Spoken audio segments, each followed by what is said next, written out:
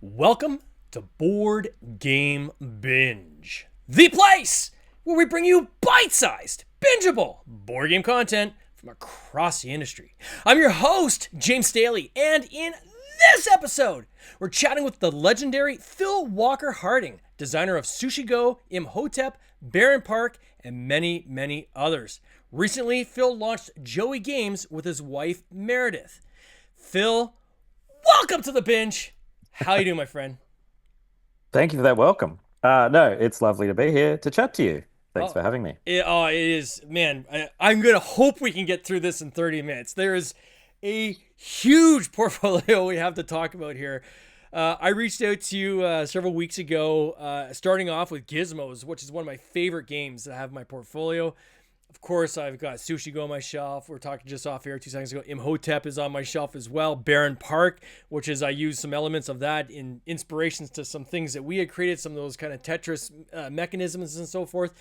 I mean, the things that you have done in terms of even like card drafting and stuff like that has really been, I think if people look at our current crop of games across the industry, most of those are built on the shoulders of kind of the platform that came before it. And I would probably count a lot of your games being part of that platform, the shoulders, I would say, that people have kind of stood on, right? So absolute pleasure to have you on the podcast. Phil, let's start off. I always love to ask our guests, where did this all begin? How did you get into this industry? Yeah, so I have a pretty, I guess it's a bit of a unique story, just because I started sort of designing games seriously back in 2006-7. So back then there was no Kickstarter. There was way less accessibility to, the big factories making games. So for just someone to have an idea for a game, it was a much tougher process to make it happen. Yeah. So I got into modern board games sort of 2004-5, discovered Catan and Carcassonne and Lost Cities and all those great games coming out of Yeah. the German scene. And really quickly, just it became a little hobby on the side to just start making my own little games.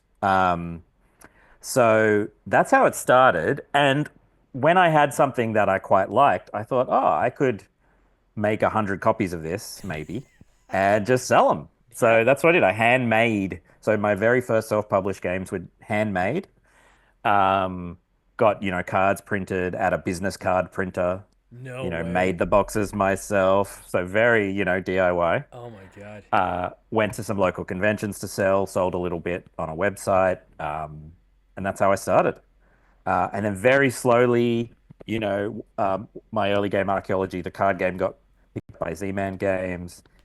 I entered a bunch of game design competitions that helped me get noticed, but it was a very slow kind of thing to get from there to having multiple games published Sure. by bigger publishers. How is that? So now you're currently in Australia. Have you always been in Australia? Yep. Yeah. So when you were those first kind of, really slugging it out in, kind of the classic kind of image people have of like loading games in the back of their car and driving the convention and literally trying to sell them right out of the back of your car. When you look back at that at the time, was it again still seen as a hobby, or was there enough there that you thought, man, maybe I could turn this into a business, or was it really kind of like, no, this is just something I'm gonna do for kind of fun? I mean, I guess I had some sense it'd be nice for this to grow, Yeah. and to take design seriously. So I suppose I had that in mind, but I definitely didn't think it could turn into a career. I definitely didn't think it would be my full-time, gig Yeah. at the start. Not at all. It really just felt like a a fun hobby, almost like a fun little cottage industry on the side, maybe.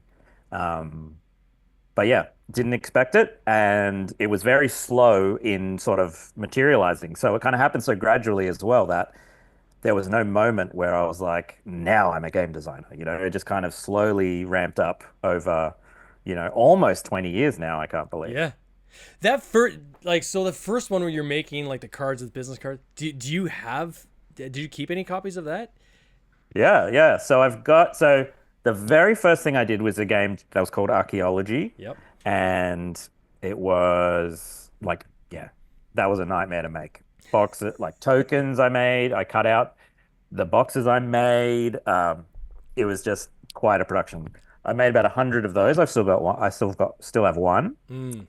And then I was like, oh, this is way too much work. I'm going to turn this into just a card game. So I stripped out everything except the card play. And then I made maybe 150 copies of Archaeology, the card game.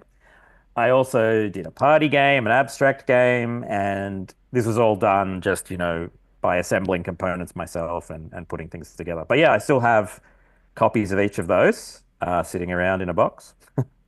And then when you take it like, so would you say like was Sushi Go kind of the first kind of big title? Like I was looking at your board game geek kind of portfolio, which again is quite robust. Was that the first kind of smash hit? Would you say? Definitely. So I self-published the very first edition of Sushi Go in No 2013. way. So yeah, so that by then I had sort of gathered up a little bit of momentum to like get something professionally printed. So I did a small print run of Sushi Go at like a real factory, and was selling that just myself. And a copy of that ended up with Jason Schneider, who was at Gamewright. Mm. And he's like, I want to sign this game. He emailed me, and I was like, of course, like you're one of my favorite companies. I think it's a perfect fit. And so that came out 2014. And yeah, that was a major turning point because it sold well and it still sells consistently. And if you want to be a full-time designer, you need um, some game that's selling consistently. So you have royalties to kind of plan around Yeah. and to expect. But yeah, that was a huge turning point for I sure. would say probably royalties is one, obviously, so you have steady income, but also the clout, I would say, that comes with that, right? So, for instance, if you, like, as a publisher, if you got like three people reach out to you saying, hey, I've got a game, can you take a look at it? And one of the people said, oh, by the way, I'm the designer of Sushi Go, you're probably going to spend a lot more time looking at that game and really making sure before you let it go that it isn't right for your portfolio versus someone that's kind of starting out, right? So it is good to kind of get that clout, I would say, because reputation precedes you, I guess, is the way I would say it in this industry. Um, Hmm. how many copies did you make of like your self-published version of Sushi Go? So I did a print run of 3,000, Okay. and I think I'd sold half of that approximately when Gamewright contacted me. Um, and then we sold off the rest of those, and then they kind of took it from there. So I licensed to them. How many do you have And left? yeah, yeah. How many do I have left? Yeah. I think I kept about six maybe. So I've got a few still in shrink. Oh, it's crazy. Um, yeah, so I held on to a couple of those. Oh So yeah. I actually did the artwork myself for those first Really? editions. So not as good as Nan's art in the Game Paint version. But yeah, it was a bit of a that edition was a bit of a little labor of love. So I thought I'd hang on to a few. Yeah, I like right away my head goes to because I've been watching like Pokemon cards and things like this recently, right? These guys like doing the collecting and the PSA ratings. Like I wonder if there's like a PSA rating you can get for like an initial board game and something like that. Like at some point where you get to a point where there aren't any copies of the original in shrink still, and there's like five out there, and then what is the value of the like? I gotta believe this from a collector standpoint because people collect games too, right? Yeah, Like yeah, it's interesting. I should look up on eBay one day. yeah, you should. And But then I'm sure you sign them, which is then again increases the value, right? yeah, no, it's an interesting thought. I mean, Sushi Go doesn't have quite the sort of hobby fandom that maybe like a signed in shrink first edition of Settlers might have. But anyway, but no. Sure, but I mean, I think you're being humble because Sushi Go. I think any gamer in the hobby has it on their shelf. Like it's got to be some close to like 98%, right? Of people of gamers have that in their game bag because it's something so easy to pull out and play. So having like a first kind of edition of that, man, that would be oh that's cool. And so the idea behind that, because that's really when, anytime I talk to my colleagues in the design industry and somebody's working on a game and they have card drafting as a mechanism as part of their game, which again, usually now we're seeing, this generation of games, people will take like a mechanism from this game over here, mechanism from that game over there, theme over here, and they kind of just like a Rubik's Cube remix it all together and create something new. But that's not how it was back then. So where was the inspiration for that? Like that whole card drafting mechanism? Yeah, so I'd played two games that sort of used a similar thing. So one was Fairy Tale, Okay. which is a card game that came out of Japan, and of course Seven Wonders, the Antoine Bowser game. And they're both relatively sort of simple designs. Yeah. Um, but with both of them, I was really struck how fun sort of the pick and pass card drafting mechanism was. Yeah. It was just inherently fun to get a new hand of cards, pick something and pass them on. Yeah. And I'd been trying to teach both of those games just to friends who I play with. And, they're not overly complex games, but they do have a little bit of a teach to them, and they do have a bunch of other moving parts on top of the card drafting. Mm-hmm. And so, yeah, my kind of design brief, I guess, for Sushi Go, my whole goal was to make a game that was essentially just that mechanism. What's the simplest game I can make with that mechanism that showcases how fun that mechanism is, Mm-hmm. that I could teach to almost anyone, whether they play modern games or not. So, yeah, it was very much falling in love with that mechanism and wanting to sort of showcase it in a design. Is that kind of getting it to the point, I think, where there's enough meat on the bone that different play levels will enjoy it, right? So heavier gamers or people first into the hobby, but simple enough that everybody probably wants to have in their game bag, so they have it for those cases, right? So I think the intelligence is in the simplicity, which is what then turns it into an evergreen, right? And so your first version of that, did you come up with like the name Sushi Go? Yeah, yeah. So I had the name Oh, that's cool. and all the theming of the cards stayed the same for the Gamewright edition. Oh, that's awesome. It was really just a refresh of the artwork and the box and everything. And were you just But eating sushi one day? Like, what made you think of the theme? uh, so it was actually so I'd done the first prototype and I just threw on some Google art of baked goods for Mm-hmm. some reason, like cookies and cake and things, just because I needed some images on the cards. And that was the very first prototype. But I remember that wasn't a serious theme choice. It was just something I sort of threw together. But when I was thinking about the theme properly for the next version, I remember just asking myself, okay, what's something that moves around a table, or moves in a circle? And I think I must have had Sushi Train for lunch Yeah. recently because I thought, oh, it's like a sushi train going around the table. Yeah, the conveyor going around, right? Yeah. And that little thematic like hook in, I think actually helped the game Oh, it's so smart. quite a bit. Yeah. So even a relatively abstract card game, it can be really important to find these little thematic touches, even if it just becomes something that's referenced in the art, because it just smooths the way in for players, I think, and gives them a little bit of a metaphor to hang on to.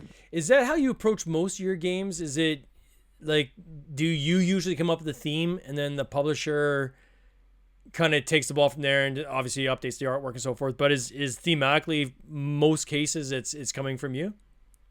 Usually, yes. So I've definitely had publishers change themes, Mm. and that happens for all sorts of different reasons, Sure. and it's just part of Part of the game. doing Yeah. business. But I usually, in most cases, it's thought through and quite important to me. Mm-hmm. So when I'm making an early prototype, I don't spend much time on the presentation of it usually. But when I submit to a publisher, I often do make quite a nice prototype where I'm sort of showcasing the theme because After doing this for a while, you start to get a sense of like how important sometimes particular elements of art or graphic design can be to the play experience. So generally when I'm submitting, I've got a theme in mind and I'm trying to say to the publisher, hey, this theme's working pretty well. Let me show it to you in a pretty good light and see what you think. So usually that's the way it goes. But yeah, as I said, sometimes it does change and for different reasons. And then Barron Park. So I got to ask about that because again, I absolutely love it. What was the inspiration behind that? Well, that's an example where the theme was changed. So Interesting. yeah, so my initial prototype, which I still have somewhere, it was a you were building a theme park. Okay. So each of the tiles was, a roller coaster or a water slide, and it was based. There's this old. It's now closed down, but there was a theme park near us here in Sydney called Australia's Wonderland. Mm. And if you grew up in the '90s in Sydney, this was the greatest place on earth. So I called the game Wonderland, and it was a little bit of an homage to my childhood memories of going there. Um, but when Lookout got it, they were like, "Oh, there's been a bunch of theme park games come out recently in Yeah. Germany. We want to just kind of steer away from that. What do you think of a zoo?" And I was like, "Oh, that's fine. Like, it it didn't feel to me that important, like in the sense that as long as we're building something with those tiles Yeah. and giving a sense of progression to the players, I'm cool with a zoo." Um, and then later they changed it to a zoo with just bears, which is apparently a thing in Europe that I didn't know about. Um, but that's how that thing came about for Oh, Bear and it's Park. so good. And for those who haven't played it, it's basically a polyomino, right? So, Mm. and then so when you were creating that, um, the decision to go with the polyomino, like I know you'd had some work with Tetris as a company. I think was it probably before that? I think was it or was it after that? No, that was after. Yeah. After, but were you obviously thinking about Tetris at the time when you came up with this, or So it's interesting. So I'd play like when I designed it, Patchwork was like yeah, quite a big hit and going really strong. But I also have always been a huge fan of Blockus, mm, which is one of the first games I got into in the hobby. I love Reiner Knizia's Fits, which is another kind of Tetris style game. yep, Also, Princess of Princess of Florence, and um, all those games really resonated with me. Um, but I wanted to do a game where, like, the cool thing about a polyomino game is the moment when you have the perfect piece that fits perfectly in the slot and yeah, you put it in and you feel that great sense of satisfaction. So my aim with Baron Park was to like make that feeling happen as much as possible. mm-hmm. And in all those other games, that feeling might happen a few times in the game, but I wanted to try and make it feel like it was happening almost all the time. So the way the board expands that you're building on, the way you can trigger the icons underneath the tiles, all of that was trying to make me get those maximum, oh, it fits perfectly moments as much as I could. So So that was you kind of the built it goal. around the endorphin hit. Yeah, That's that's cool. right. Wow. And then Gizmos, which for me again, absolutely love this game. Where was the inspiration behind Gizmos? So for those out there who haven't heard this, it's essentially an engine builder, but you have marbles are your little gizmos you're using to kind of buy your engine parts and kind of run this engine you're building. But it's just a lovely design. Talk to me about this one. So that came from ever since I played. So very early, I played San Juan, the Puerto Rico Mm-hmm. card game, the tableau building game, and then Race for the Galaxy, which Tom Lehman did sort of with a similar system. Yeah, And those two for me are like the, tableau building games that I absolutely really loved. yeah, So ever since I played those, I've been wanting to make a tableau building game. And I thought a really great theme would be civilization building, because you get to see something sort of really grow in front of you. yep. So for years, I kept coming back to this idea of a civilization themed tableau builder and never could make it work or make it interesting. And then One, it was probably 2017. One version kind of started clicking, and I realized the funnest part of this system I had was all these different powers triggering Yeah. and re-triggering and re-triggering. The combos in this game can go on for like 5 minutes. Yeah, that's right. You can use a lot of cards on one turn. Yeah, I love And it. I thought, oh, that's where the fun is in this prototype. So I thought it doesn't really feel like a civilization. It feels more like literally an engine I am Yeah. building or some machines I am building. So I rethemed it to being inventors building machines, and the marbles weren't originally a part of it. The prototype I pitched was just a card game. So the Mm, resources were just cards you held. And it was quite a compact little game. But CMON at the time, were known for these big table presence games, yeah. and so they had the idea to bring the marble dispenser in and these marbles. Uh, but yeah, it actually began as a civilization tableau builder of all things. I think it's funny is the in doing the marbles, the risk obviously is just having marbles go everywhere when people are playing marble games. But as simple as like just the little ring they have on the table that holds Yeah, your marble, but it holds yeah, them in place. They don't go anywhere. It's great. Oh, I absolutely yeah. love They it. speed up the game. Like playing with cards, you've got to draw one off the table, flip a new one into the row. It's not a big deal, but it does add up, some number of minutes across the game. Yeah, The marble dispenser just keeps the game going really quick. yeah, it's cool. Um, and yeah, is a fun little physical element. Oh, I absolutely love it. How many games are you designing kind of at a time right now, like per year? Do you have like, and then how do you manage I guess your time in the process because now when you get to the level you're at now where you're so prolific, you obviously have to have systems in place, right? And you have to, I'm assuming, have some kind of organization, some method to the madness, so to speak, right? In terms of Mm. keeping everything in track and really progressing forward. Can you talk a little bit about your process in that regard? Sure. Yeah, I would say on average, I'm working on maybe five Yeah. things that are in, heavy development. Like, the game works. I'm pretty sure it's going to get finished and I'm working on it. I'm testing it. I'm prototyping it. Like it's happening.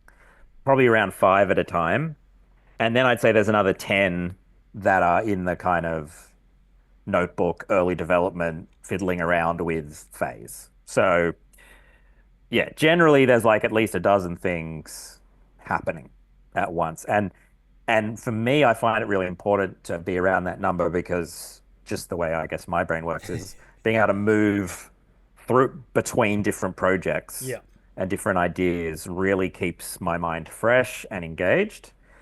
The times I've had to work on one game for, months on end because of a deadline or some other reason, I find that really hard It is. to to stay engaged and focused. But to be able to jump around different things that are all open at once and all interesting helps me. So I'd say about, yeah, 10 to 15 things happening at once.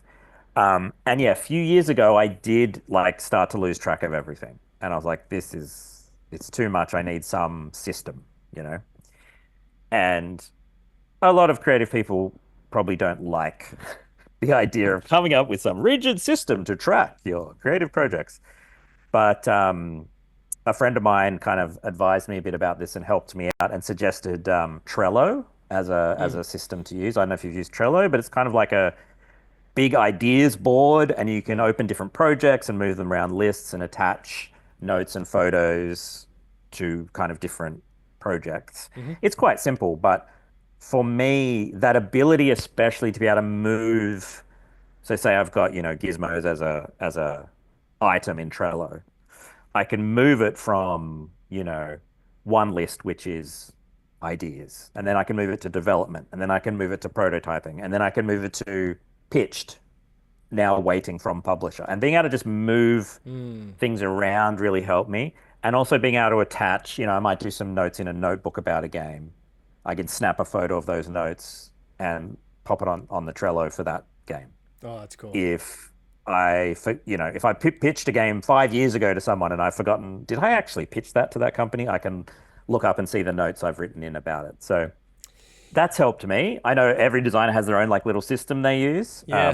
but that's the one I've gone with. And have you set yourself to a point where you're like it's a disciplined process, Like, is it like most, like, do you get up in the morning and it's like, okay, from like 9 till like, this is my work day and I might bounce around to different games, but today I'm, between this hour and this hour, I'm doing game design, or is it more on your company, which we're going to talk about in a second too, with Joey Games? Like, how do you guys kind of Mm. bucket that out?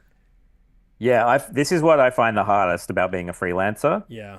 who, works from home and is, I guess, their own boss. I find that structuring of the day, that giving yourself motivation and deadlines, I find that very hard. Yeah. Um, it just doesn't fit naturally with me. I've gone through patches where I've been like you say, I'm like, these are my hours, I'm doing this, this is my goals for the week or the day. But it's something I find quite hard to do when you live at home. Yeah. Um, and my wife also works from home mostly. And so there's always, the option for us to stop and talk or even do some work on Joey game stuff. Yep. So it's like when there's no physical boundary that I've left the house and gone to work or whatever, it's actually I've that's something I found surprisingly sort of tricky to have those good boundaries around work when I'm working, when I'm not working. And speaking to other game designers, I think this is a common thing that obviously it's a great privilege to be your own boss and to have that freedom, but there you do lose some structures and boundaries that a more traditional job quite naturally puts into your life. I find you can't really, like, if you're working a regular job, like when you're done for the day, you're done for the day. And Yeah. when you are working for yourself, because I'm self-employed as well, and I talk to friends and they say, are you gonna be, are you around this weekend, or are you working? I'm like, I work 24/7, right? So I will find opportunities to do personal stuff, but if I'm not doing personal stuff, I consider myself working. And that could be something as simple as you have inspired thought and you just got to keep going and get it out. I've had a game from ideation to Kickstarter in like 6 months, right? Like, you can do it very, very fast if your brain just clicks in, you're in creative flow. I mean, it's amazing what you can crank out.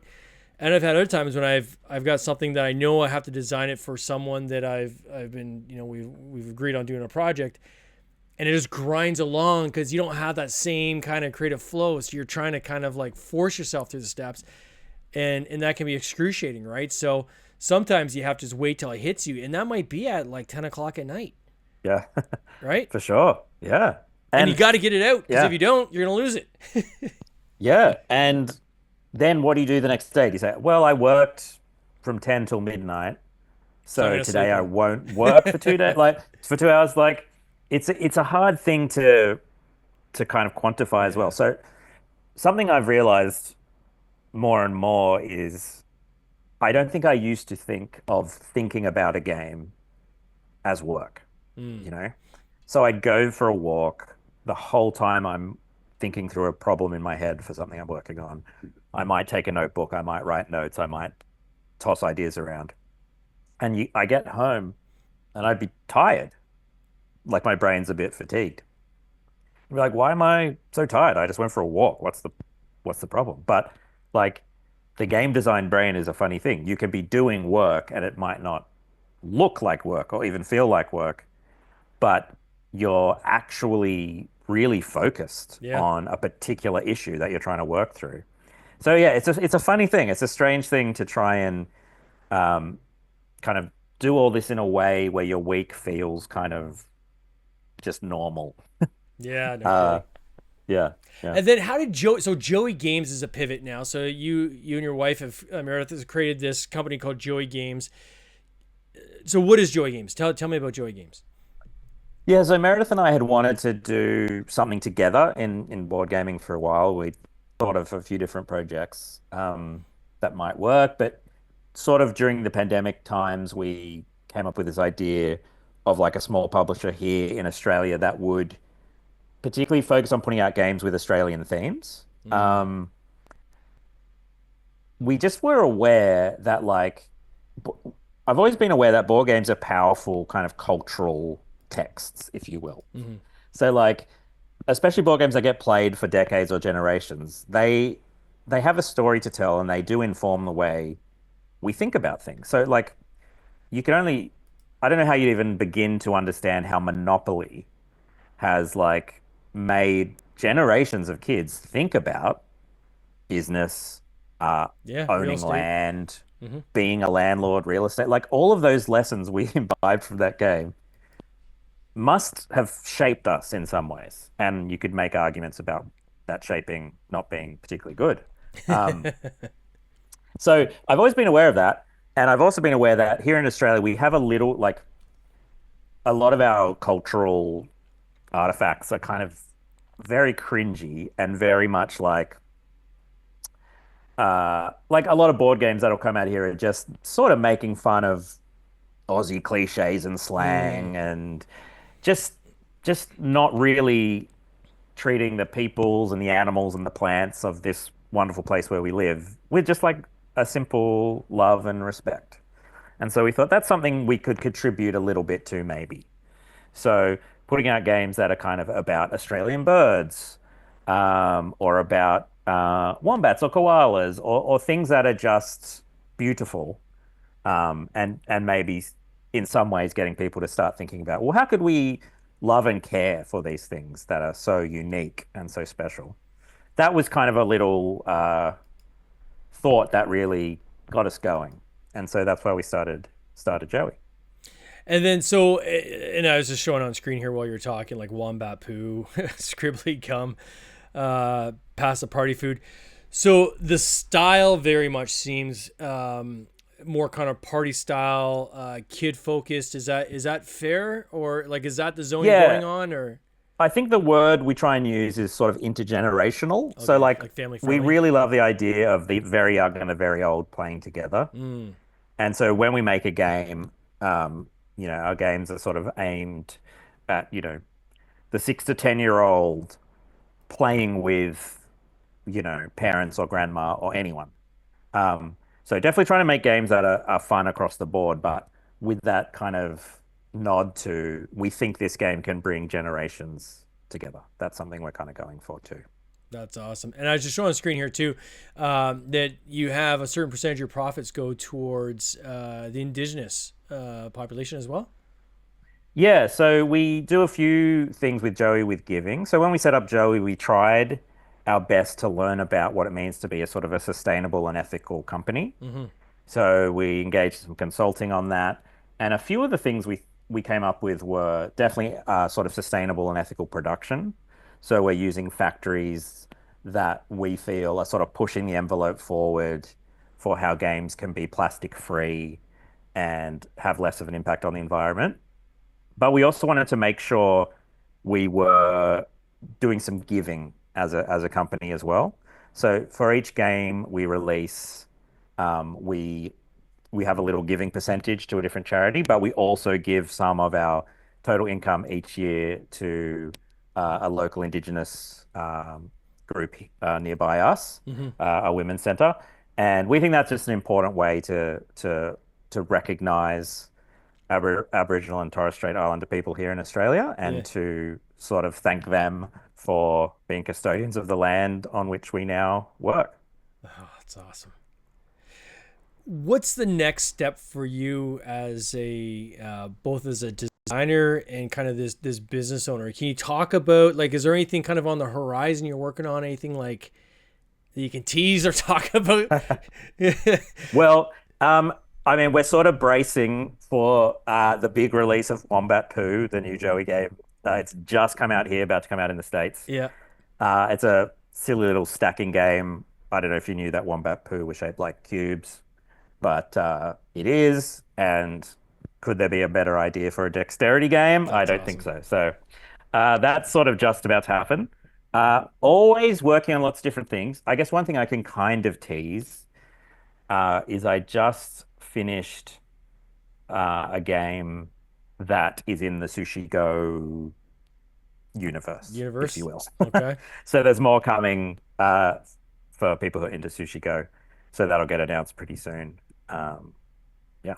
That's the thing about evergreens; they never die, and you can always count on expansions, extensions, and reskins to come. It's congratulations on what you've been able to achieve so far. I know this is just scratching the surface, and I know in that brain of yours, there's a lot more coming to this community. But man, the stuff you've cranked out already, thank you, quite frankly, because you, again, have created some of my favorite games. So I think your contribution to the industry has been just been stellar. And I want to wish you and Meredith all the best in this coming year, my friend. Oh, thank you. I really appreciate that. And I love making games. So thank you to everyone who plays them and enjoys them and shares them. Sounds good. Take care. Cheers. See ya. This has been an episode of the Board Game Binge podcast, hosted by James Staley, produced by James Staley and Mike Bruner, with original music by Nick Smith. If you would like to watch these interviews live, simply subscribe to our YouTube channel, Board Game Binge, and you'll get access to live interviews, giveaways, and interesting board game content from across the industry. I can't wait for you to join us. See you next time.